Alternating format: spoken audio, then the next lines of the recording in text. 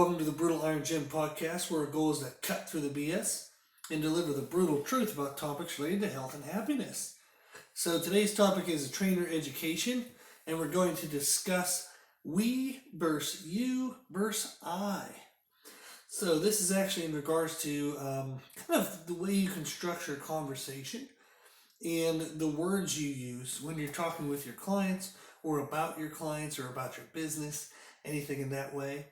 So what really brought my attention to this was today is actually Sunday when I'm recording this, and yesterday I went to a powerlifting meet with a client, and there was a coach who definitely was, I'm assuming was new. I hope he was new, but anyhow, he was talking with one of his clients, and they came off the platform, and it was their first squat, and he literally said, he goes, "What the hell are you doing?" And it was just, the girl was nervous. I don't know if it was her first meet or anything, but she was nervous. She didn't have her feet in the right position, apparently, for like whatever he coached her for. And he kept saying that phrase over again. What are you doing? Why aren't you doing this? I've told you to do this before, da da da da da. And it was very, very, very horrible language as a coach. And I hope this person learns their lesson and or quits. But it was very, very detrimental to their athlete's mindset. So the athlete was actually crying throughout the day. The athlete started asking my athlete and me questions. They were trying to break away from their coach. And the coach, like, he was very fired up in the sense of, like, he was emotionally attached. So when the client did something really well, he would actually physically, like, hug her and pick her up in the air and, be yelling for her. But anytime she messed up anything, he was yelling at her, which is absolute bullshit. So I felt bad for the athlete, and then I hope the coach freaking learns a lesson or something. I mean, his passion is there, but how he's expressing it is not appropriate. So I figured we would kind of talk through some of that stuff. I've had circumstances in my own career where people have asked me often why I use the words we instead of I. And you, like we instead of you. So what I mean by this, and we'll go through some examples, is I had someone ask one time, like on the podcast, why I don't ever mention my name. And my answer was because the podcast isn't about me. So I figured in regards to business, is in our podcast we do mention our email. So it's not like anybody's going to have trouble getting a hold of us if they need us. Okay, whether that's to give a suggestion for the podcast, whether that's to ask a question for clarity, or even to actually ask for a service. So we have had people ask for services through the podcast: nutritional counseling, personal training, personal trainer counseling, so different kind of things. So the podcast has been beneficial business-wise, but there's absolutely no need, and it's ridiculously inappropriate in my mind, to make this podcast about business. That wasn't why I started it, that's not why I continue it, and that's not what I want the focus to be. So the podcast is for you guys, for the listeners. I think it's insanely complimenting to me that anyone would actually invest time into listening to me babble on for 30 minutes. So I'm very honored by the fact that there are listeners and people actually find this stuff helpful. But that's why I never include my name. That's why I don't usually talk about, I do talk about myself, but hopefully it's in the ways to share stories and kind of promote the concept, not necessarily to show myself off or making things about me. And I think that's what's really important when we look at the words we as a trainer. And this would also be something that parents can apply when talking to their children. Bosses or leaders can apply when they're talking to coworkers or people who work for them. So there's lots of roles where this information or this type of concept is useful outside of the gym world. Okay? But when we use the word we, what it, in my mind, brings up is the concept of a partnership. So when I'm talking with my clients and I say, hey, we need to make sure this next set goes well, I need you to get under there and do da da da da da da.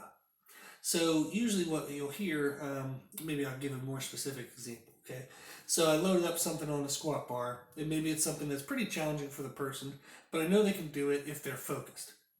So they'll be safe, but it'll be a good challenge. So I would say something along the lines of, hey, we need this set to go really well so that we can have a full, complete workout and get our volume in. So this next set, I need you to go down and make sure you keep your weight on your heels.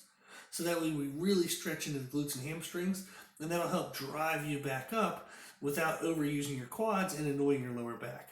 So as best as you can, put your weight on your heels and think of using your hamstrings and glutes as you drive up. So in that phrasing at the very beginning, I mentioned that we need this so we can have a great workout. And the reason why is because it's a partnership. So I'm there to give them the cues, I'm there to select good exercises, I'm there to help them select right weights. So it is a partnership in what makes up a great workout. But if you noticed in the cueing, I switched to the words you. I need you, dot, dot, dot, dot, dot, to do ding, ding, ding, ding, ding. So it shows, again, a little bit of partnership in the sense that I need them to do something for something to go well. But it also shows kind of like assigning responsibility. Is this part is on you now. So I need you to be in your heels for this to go well. So it's raising awareness of we're a joint effort, we're a partnership in this workout.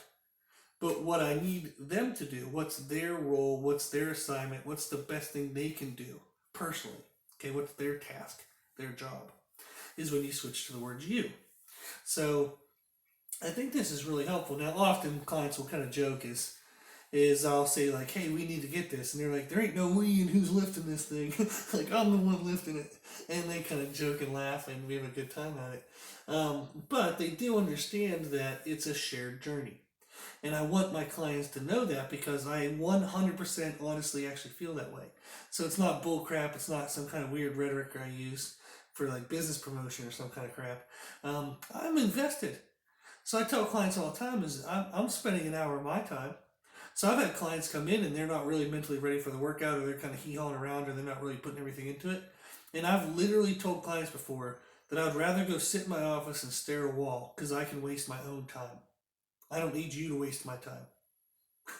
So it's very aggressive, but it wakes them the hell up if that's what's going on. And if it's kind of like a sense of like a disrespectful type of wasting time or lack of focus, not that like, if their dog died or, they just found out a family member had cancer or something, like that's a reasonable distraction. But if they're just not there and they're being kind of like snippy and snooty and just kind of like in a pissy mood, it's like, well, go screw yourself. Like, I set aside this time of my life to invest into you and you won't even invest into yourself. So I've told people before that I don't give a shit about money. Money is important because it helps pay bills. Money is important because if I have enough money, I can invest into the time needed to make podcasts every day and be able to benefit other like people's lives, so the listeners. So money has a ton of power, but I'm not motivated by money. I'm motivated by what money can do, if that makes sense. Money keeps the electricity on at the gym, so people can use the gym to live healthier and happier lives. Money helps pay for the hosting fees for the podcast, so I can keep making podcasts that helps people live healthier and happier lives. So money is powerful. Money has kind of like purpose and meaning and can be used in good ways. But just because someone is paying me money to stand there and watch them train doesn't mean I'm okay if they're putting in a bullshit effort. I wouldn't be okay if I was putting in a bullshit effort. So I'm expecting what I would give out of what I want them to give. So again, it's a partnership. So I think using the words we is extremely helpful when you're a trainer to help your clients understand that these things are a partnership. Okay? So we've talked about kind of a client trainer roles in the past and how like that relationship should be. And it's important that we always focus in on that. So for example, in podcast 280, so 280, it's titled Trainer Client Relationship Roles. Okay? So we've talked a little bit about that, how like what your role should be as a trainer. So again, that's podcast number 280. And the reason why this is important is it's helpful for them to understand what you do and what value you bring. And it's helpful for you as a trainer to understand what you can control and what you're responsible for. So you're not responsible for all of the progress, for all of the results. You are a guide in your client's journey. Okay? Your client is the hero of the story. You are the guide. So you're there to tell them what to do, where to go, like how is the best journey pathway. So they tell you what their goals are, and then you say, okay, here's how you best get there. But you can't do the getting there. Okay? They're the ones who have to do the exercises. They're the ones who have to do the diets. They're the one who has to get to sleep on time. So your client is the hero of the story. You are the guide. And that's partly what we talk about in podcast number 280 is what is your goal? What is your role with clients? Now, the difference between using the words we versus you. You is a much more direct word. And even when you say you, it gets everybody's attention and it feels kind of like poking. So it's like verbally poking at somebody. So if I say hey, we're here today to have a great day together. Versus if I'm saying hey, I need you to do da-da-da-da-da-da. So that's a much more aggressive language. And the reason why you is very powerful is it helps us assign responsibility. Okay? So we said a client-trainer kind of relationship is a partnership, which means that there's efforts on both sides to make the thing work. Now, if you're the guide and you're telling them where to go, but they're sitting there with their arms crossed and being snippety and they're not doing anything, okay? They're not doing the work that that we need them to do as trainers. So what you can do is you can use the words you to get their attention, okay? So I had a client one time, they were having upper bicep pain when they were bench pressing, and it was due to kind of poor positioning and due to some poor life habits. So they didn't have the greatest of body posture, and they weren't doing anything outside of our training sessions, only twice a week, and only half of each training session was devoted to upper body, and upper body was split amongst push muscles, pull muscles, and even core. So there wasn't a lot of time in the week of our training given to kind of push muscles, push-pull balance, and any type of rehab work on that shoulder. So where they were mostly annoying it was in regular life. Was in regular life they were trying to grab stuff out in front of them, and they weren't keeping their shoulder in place. They were just kind of reaching out in front, and it was pinching on their upper bicep. They were sitting, with their head down, shoulders forward while reading books or watching TV. So just really poor posture, and they weren't doing anything to help that bicep. So that bicep was already an issue before we had started training together. We had kind of kept it under wraps a little bit at the beginning of their, the start of their training, but then it started to flare up because we were starting to get into bad positions too repetitively when we were in recovery between workouts. So I had given them a routine to do at home, and it was a 2-minute routine that they only had to do 2 times outside of our training sessions. So I needed them to do 4 minutes of effort once a week. Good Lord, is that annoying when somebody won't even help their own damn body when it only takes 4 minutes in an entire week. So from a trainer's perspective, that is ridiculous. That is insanely frustrating. Because they'll come in and they'll screw up an entire hour of training due to that issue that they could be fixing in 4 frickin' minutes.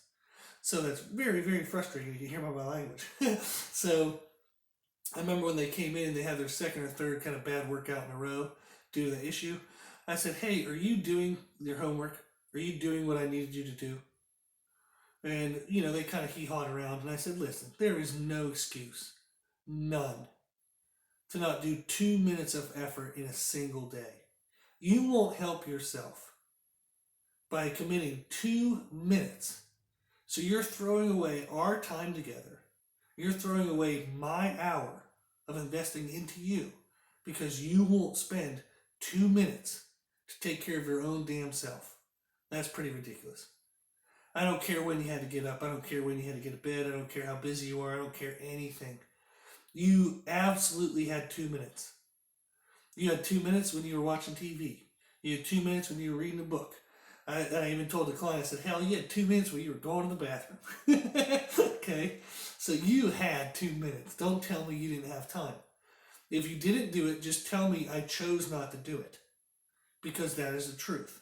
Don't list bullshit excuses because they're absolute bullshit. Just say, I chose not to do it. That's the accurate words.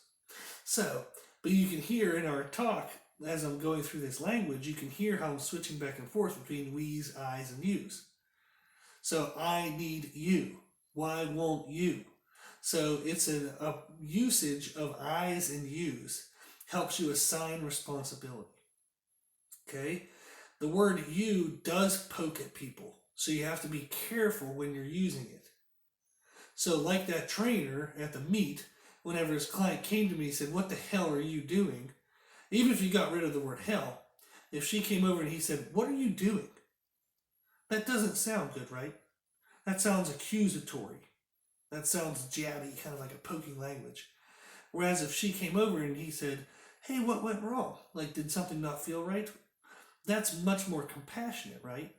So you would avoid the word you because you pokes at people. So if in the moment you're in, you need to poke at somebody, you need to get their attention to something that you need them to do, then yes, you can use the word you and you can poke at them. If you're trying to be compassionate, do not use the word you. Okay? So if you were to ask somebody, even in a compassionate language, if you were to say, what were you thinking there? That still isn't good. Okay? The softness of the voice sounds nice, but the word you still makes it conflicting. So rather than saying, what were you thinking there? Say, hey, what were we thinking? Like, what kind of went wrong there? And if you use the word we, or if you just use a phrasing that doesn't have the words you or I or we even necessary. Okay? So like I said, it's kind of saying like, hey, what went wrong with that set? Did something not feel comfortable? That's a much more soft language, and you'll get a softer response. Okay? They're going to feel like you actually care versus, hey, what were you thinking? That's accusatory. Okay? So you have to be careful of that. If you want to assign responsibility, if you want to poke at somebody and you're doing it on purpose, you can simply use the words you. You don't have to raise your voice. You don't have to add what the hell, that kind of stuff. Simply using the word you in phrasing, okay, appropriately, is enough to get people's attention to where you never have to yell at somebody. It's inappropriate to yell anyhow at a client, but it's a very, very, very effective verbal communication. That's kind of like an indirect communication in the sense that when you start using the word you, especially if you don't normally do that, it raises their awareness to the seriousness of the conversation that you're having at the moment. So I do this stuff actually instinctively, which is very lucky for me. But then I have thought about it, and I have watched body language videos, and I have watched non-direct verbal communication videos on YouTube, and I've even read some books about it. But it is something that comes rather naturally for me, so I'm actually kind of happy about that and lucky.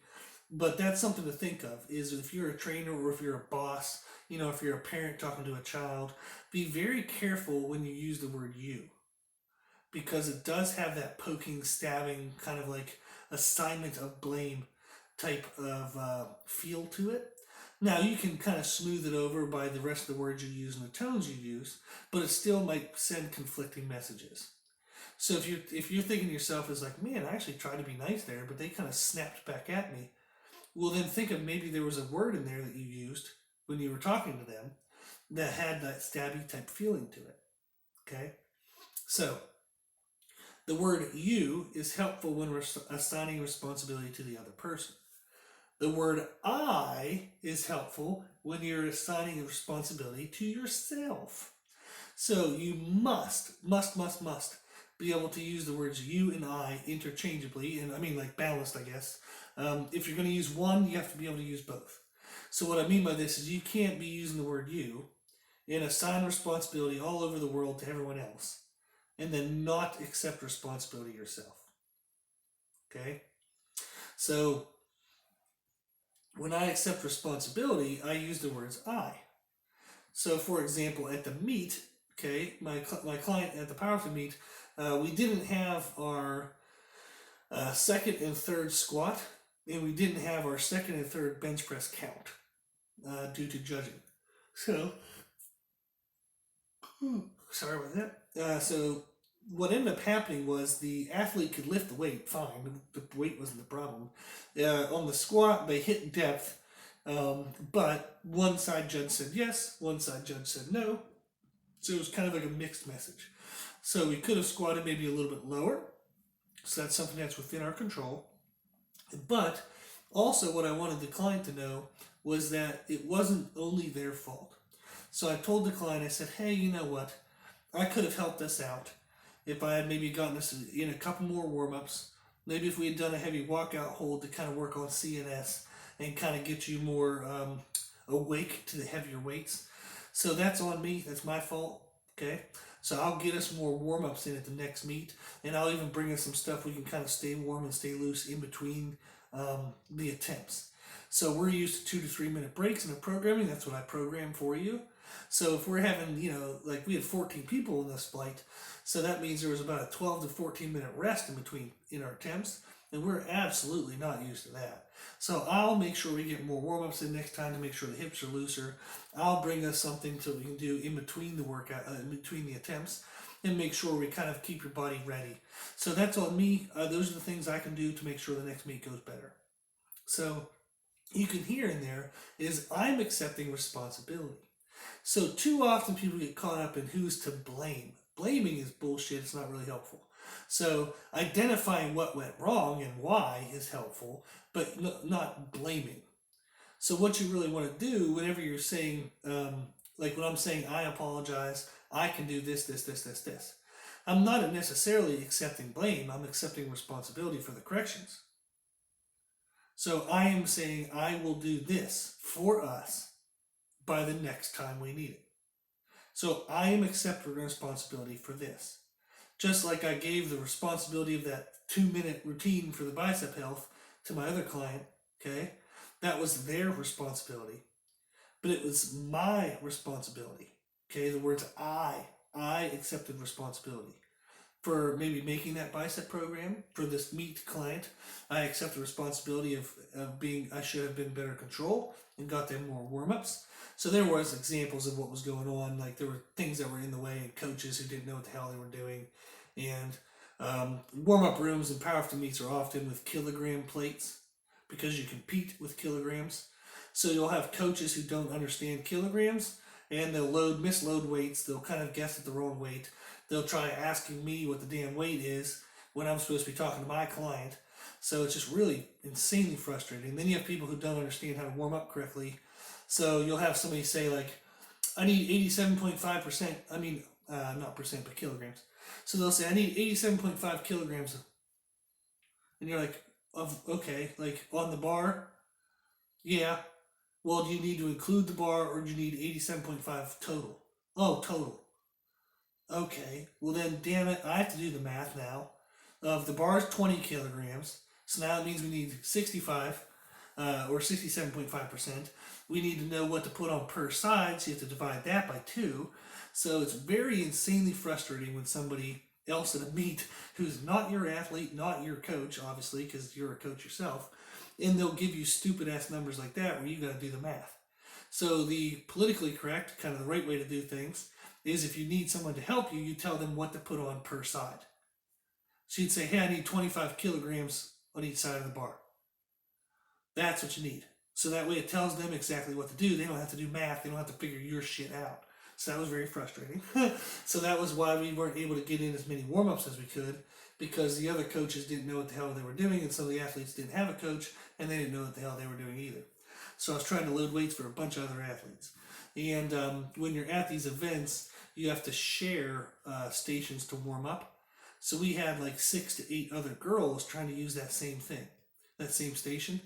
So it wasn't like we could choose to go somewhere else. That was the only place we could warm up to. And since they didn't know their numbers, we didn't get in as many sets as we'd like. And then I had to do all the damn math for their clients rather than being able to talk to my client. So All of that, you could argue, was circumstances outside of our control. Or you could say, I'm going to take better control of it next time and I'm going to push everybody through. So I've had clients before where I'll get their husband or their spouse or wife to come to the back area and help. So I'll say, hey, listen, I need you to push these people through, adjust the weights, move the stand around, do what they got to do, keep them moving so I can talk to your spouse or your, my boyfriend, girlfriend. So that's super duper helpful because then I have somebody else kind of pushing all the idiots out of the way and then I can focus on my client. So, but that's what we can do with the accepting responsibility is I need to accept responsibility in the things that I can control. It is not my client's responsibility to make sure everybody else gets out of the way and make sure we get in all of our warm-up sets. Their responsibility is just focusing on their lifting cues. That's their job. It's my job as the coach to get everybody the hell out of the way, to get their warm-up numbers right, to get them in a good sequence and go through the right pattern. So that's what my role is. So when we use the words you and I, it comes down to accepting responsibility, not blame. Don't worry about blame. Move past that, okay? We're looking at the future now. So we want to understand what went wrong in the past so we can adjust the future. But we're not trying to blame somebody for the past, okay, or someone or something for the past. So that's going to be our goal with all this is by understanding to use the words you, I, and we, what the important thing is to control the client-trainer relationship. So your client is the hero, you are the guide, and that's the role you want to kind of involve yourself in. So that even has to do with when a client does something really well. So far we've been talking about kind of like responsibilities and kind of like seriousness type stuff. But when a client does something great, you want to praise your client with the words you. I'm happy for you. You did a great job. Okay? The focus again is on your clients. Your client is the hero of the story. So if you watch movies where there's like an old guide, okay, an old person that's kind of been there before and they help the young person through, and when the young person succeeds, who gets the praise in the movie? The young person, the hero gets the praise. People know the guide did their job, okay? That's why the hero was successful. So don't worry about praising your damn self, okay? It's not about you. It's about your client. And if your clients do well, that makes you look good. And then people will notice, and don't worry, you'll get business, okay? But don't praise yourself for a client's success. Praise the client. Pat yourself on the back quietly, kind of be proud of yourself quietly, but don't steal the spotlight from your daggone client. So I see that all the time with trainers and it's ridiculous. So praise your client for the jobs they did. If your clients are successful, people will figure out that you must know what the hell you're doing, okay? And your business will grow. You don't need to praise yourself for your business to grow. Just make your client successful and that'll work, okay? So that's the goal. That's the idea of all this stuff is when using the word we, it's a joined effort, a partnership, okay? You're going through stuff together. When you use the word you, it's to get their attention to assign responsibility to them. Also, to assign praise to them, okay? When they do a good job, you give them praise. The words I is when you are accepting responsibility for something, okay? And you are going to make the change. And remember, if you're going to assign responsibility, you also have to accept responsibility. So if you're going to use the word you have to learn how to use the word I. Okay, you need to learn how to apologize. You need to learn how to accept when things are your fault. Because guess what? You will make mistakes. Okay, so it's going to happen. It's just a natural part of life. Cool. So hopefully this was helpful. Just kind of gave you guys some food for thought and being more aware of the language in which you use when talking with clients or about clients. So the language can make or break certain scenarios, and it can make you look favorable in business, or it can make you look like a jackass. So, which is not what we want. Okay? So, hopefully this is helpful. Hopefully give you some ideas. If you have any more questions about verbal and nonverbal communication, you can always shoot us an email at brutalironjim@gmail.com, and we'll help you guys out with